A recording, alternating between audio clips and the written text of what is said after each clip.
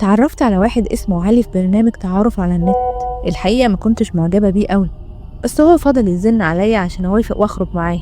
شكله كان واثق في نفسه لأن هو طويل وعنده عضلات، وأنا عادة بحب الرجالة اللي شكلها عادي وطبيعي، بس هو عرف يكسبني بأسلوبه. وأنا كنت بحب أفلام الرعب من زمان، وبروح السينما أول ما الفيلم ينزل، وعلي عرف يقابلني أما قال لي نروح نشوف فيلم زمان. والسينما كانت مكان مناسب بالنسبة لي لو هتعرف على حد لأول مرة، أهو لو طلع شخص مش كويس أستفاد بالفيلم. واتفقنا نتقابل عند محل كده قريب من بيتي، لأن عمري ما بدي عنوان بيتي لأي حد. علي عدى عليا بالعربية وركبت معاه ورحنا السينما. كان شخص لطيف وبيضحكني، وقال لي أنا عارف إن الفيلم مش هيطلع حلو، وقبل ما يبدأ الفيلم قال لي إن هو عامل لي مفاجأة هتخلي الفيلم أحلى ورعب أكتر. كنت فاكرة إن المفاجأة هتكون إن هو يحجزني في مكان مميز، بس المفاجأة كانت حاجة عمر ما تيجي في بال أي حد.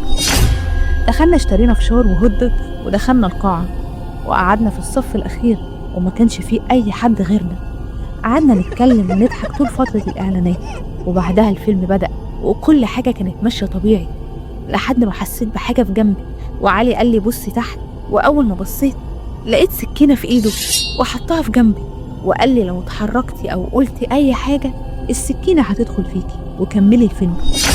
ومن اللحظة دي عشت في رعب عمري ما كنت أتخيله. أما علي فكان بيتكلم ويتفرج بكل هدوء، وأنا الوقت كأنه وقف بالنسبة لي وما كانش بيعدي من كتر الرعب اللي كنت فيه. وأول ما الفيلم خلص والأنوار فتحت اكتشفت إنها كانت سكينة مزيفة، بس كان شكلها حقيقي لدرجة ما قدرتش أميزها. أما علي كان بيضحك وقال لي شفتي خليت الفيلم أحلى ومخيف أكتر إزاي؟ وأنا كنت هنفجر فيه من الغضب.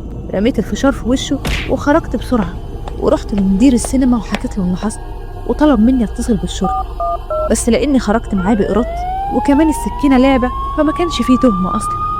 بس الشرطة مضته على عدم تعرض. أما أنا فقضيت أسوأ ليلة في حياتي. كنت فاكرة إني مش هطلع من السينما دي سليمة أبدا.